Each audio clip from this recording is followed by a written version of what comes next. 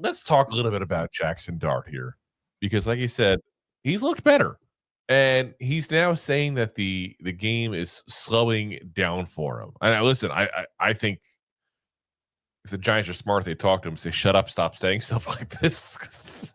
You're gonna go through rough spots after you said the game is slowing down. Like you're setting yourself up for failure. But I really do like that.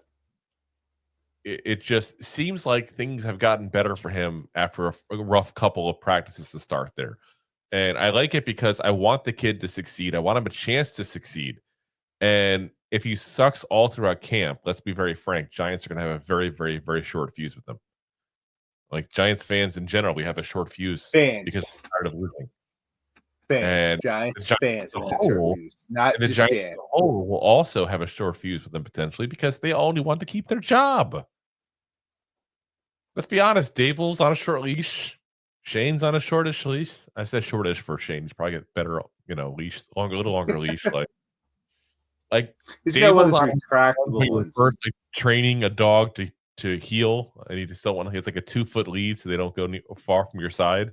Like Joe Shane's got a 6-footer. Like he's not going anywhere far, but he's not.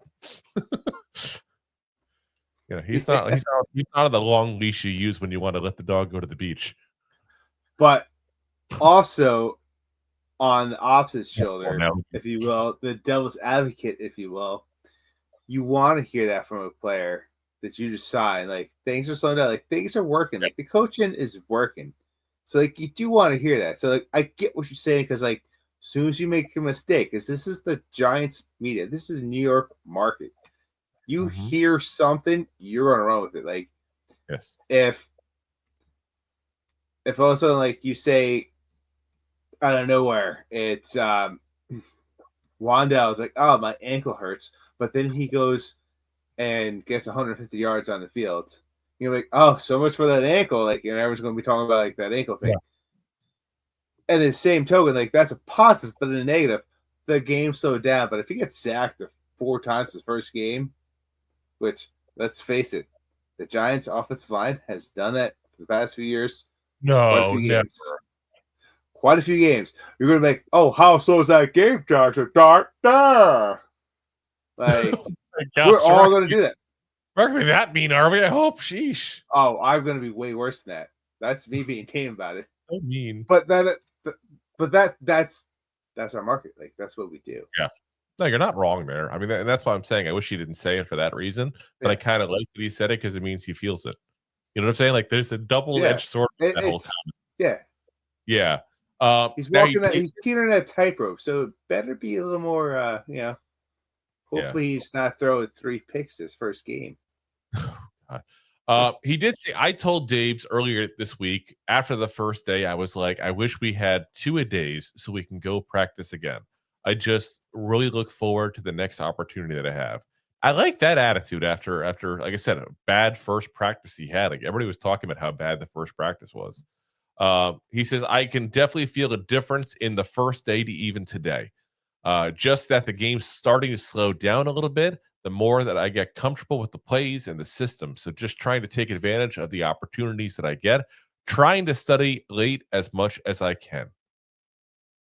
Like I said, he's got the right attitude, guys. Like, and this is what I keep telling Giants fans. Like, I don't care what you thought about him pre-draft. I don't give a damn, quite frankly. And anybody watches on this is not going with the wind. Anybody watches or listens to the show know that Rob and I were not high on him coming out of this draft. Point blank. I don't give a damn. I am rooting for this kid. He's a Giant, and he said everything right. He's done everything right so far. I am flat out rooting for him, and at least I am Giants wrong. I was going to say, at least the Giants organization has really drafted quarterbacks that say the right thing. They really, oh my god! I sometimes wonder if they're a group of scouts or a group of human resource and scouting for the for like a PR talent management program. God, but like I said, he's at the end of the day, like he said everything. Like you want to hear from someone that had a bad day, if you will. Like, things came at me fast. I sat back in the pocket way too long, and everything moved all over the place. the game And that's zoned out. one of the things key. You just hit the nail on the head there, because that was one of the biggest things you heard about him is he was sitting in the pocket too long. He was taking too much time to throw the ball. And that's part of the slowing down process. It's not that the game slows down as you get better. Is your processing speeds up. And that's what he said he needed to gain based on what he was doing in college, is to process the whole field and to do it quickly. And that was a problem. He hadn't really had to do that in college. That's the system he was in, not because of him. Let's be very clear on that. That's the Lane Kiffin system.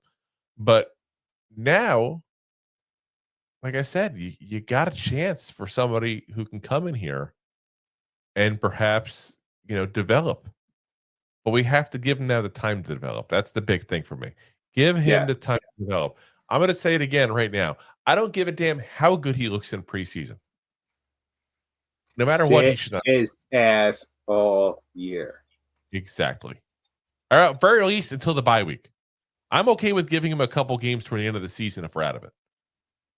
That I'm okay with. We better be way out of it. And I still, at that point, you already got a backup you put in there. You want to put him in like towards the end of the game? Do it. Yeah.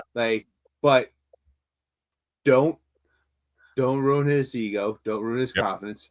And don't DJ him. But 100%, literally just put the swimmies on him and throw him into the shallow end. Yeah. Let's let him learn how to swim properly, and let's let him out walk in the water before he learns how to swim. Screw it. You're gonna walk out of water? You're giving high in water, not on water. Wow. Let's say it was Jesus. And Jay says you need to see something from Dart. You might have the number 1 overall pick in 2026. That's why I said if we're out of it, then throw him in the last couple games, see what you got.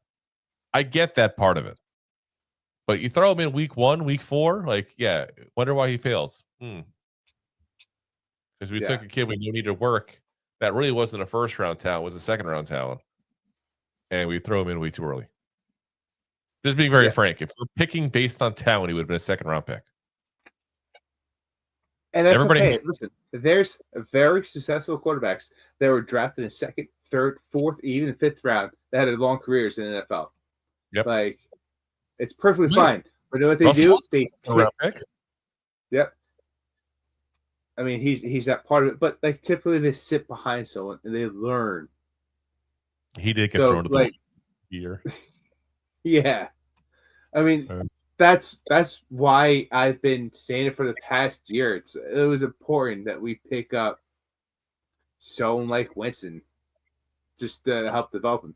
I was ecstatic to get him. Even though Winston's not a great quarterback. Let's be real. He's not a great quarterback. But you know what he is? He's a story that, and a mentor. He's not the best mentor to say that he'll keep you in check because, hey, listen, I was number 1 overall.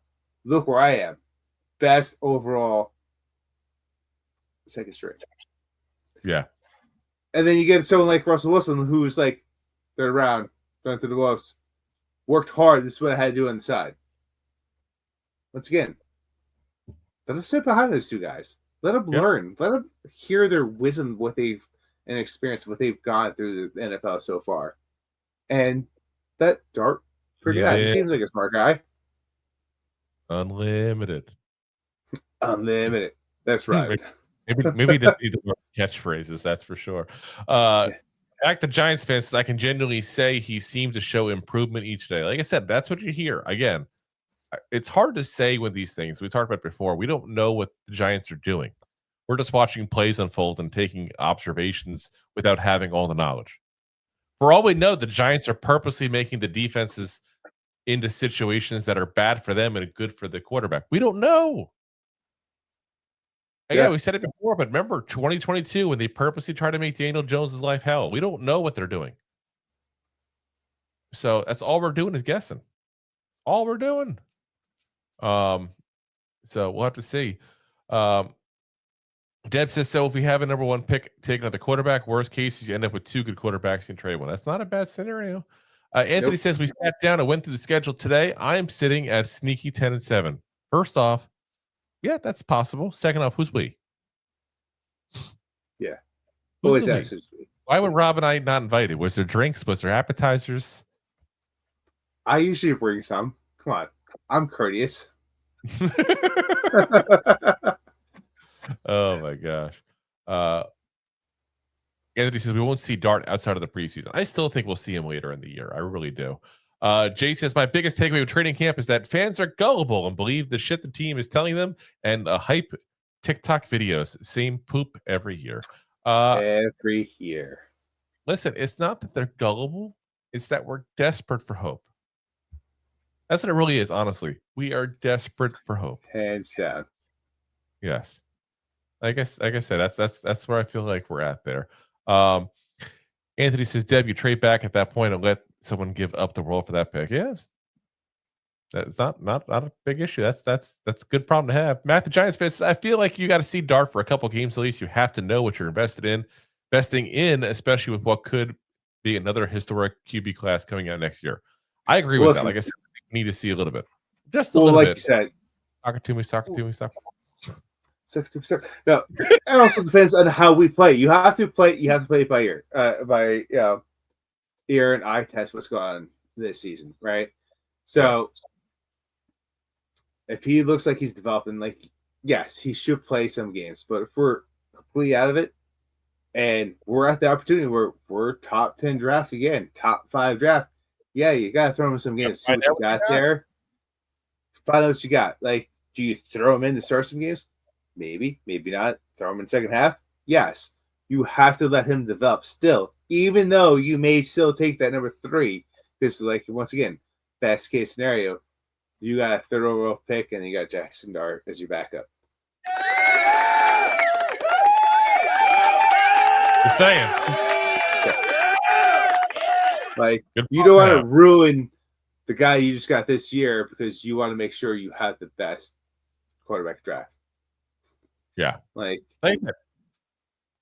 do right by him. Give him the chance to sit. But when it boils down to it, if you are in a position to get a quarterback in the draft, you, like you said, you got to have an option to see this kid this year to find out at least, do we have enough hope in him? Have we seen enough where we don't want a quarterback next year? And then you get the milestone trade down, obviously, if you're in that position. But you got to know. Yep. You got to know. Let's see here. Jay says we suck and we have a first-round quarterback who can beat out a 37-year-old has been at a. Okay, you're just being negative on Russ again. Yeah. It's not whether or not he can beat him out, because to be very frank, there's people having the conversation of what they've seen in the first week. Let me be very clear. Russell Wilson has looked better so far, but people, because Dart's been playing better, people are starting to have that conversation. And no, it's not a matter of that. It's the long-term benefit. Jay says we need guys to play now. We have guys to play now. He says Rob sucks up beer like his top of the line vacuums. No invite for you. Listen. Oh. That's why I bring 230s. One for me, one for you guys. Oh gosh. And he's still the invite next time. Sorry, guys. Appreciate that. He says we're gonna get a third for Dart if we draft a QB high next year. It's not going to be a fun trade. You know what, though? That's fine. If that's what it is, you trade Jameis Winston for whatever you get, and Jaxson Dart your backup. In that scenario, we're still not doing bad. We're still not doing bad. Jay says we really need to draft the best offensive tackle available in the third round. It would be nice to know if Dart wasn't the total bum. I'm not. Listen, we're not going to get into the draft next year. Way too early. Way too early. He says first round, I mean, but way too early. Jay says Russ is Rob's age. Actually, Russ is a little bit younger. Not too much so. Thanks for watching. Like the show? Of course you do, or you would have turned it off by now and not be hearing me. There are plenty of ways to support the show. YouTube is the best place to join us, and we offer memberships there with fun benefits like custom emojis and early access to video clips. Of course, there you can also send super chats and stickers to send one-time support payments. The best way to support the show is to buy these drunk idiots beers at buymeacoffee.com/2giantgoofballs. Along with one-time support payments, there are also monthly plans, so you can continue to help kill their livers each month. You can also show people that you are a goofball by visiting our store at twogiantgoofballs-shop.fourthwall.com. We got everything from shirts, hats, phone cases, funny candles, buttons, stickers, and even a 2 Giant Goofballs towel to dry off your goofballs. Of course, you can always support the show for free by simply hitting the like, subscribe, and share button wherever you are watching or listening to this. Hit the thumbs up on YouTube. Leave a 5-star review on Apple Podcasts. It helps the show tremendously, and quite frankly, the Goofballs suck at marketing and need your help to get the word out. Thank you for being part of the Goofball Army and for taking the time out to support the show. If you like that clip, then you will love the full episodes too. Find us on your favorite podcast app and look for us on all your favorite social media platforms. Thanks so much. Please, I'm begging you. Please subscribe.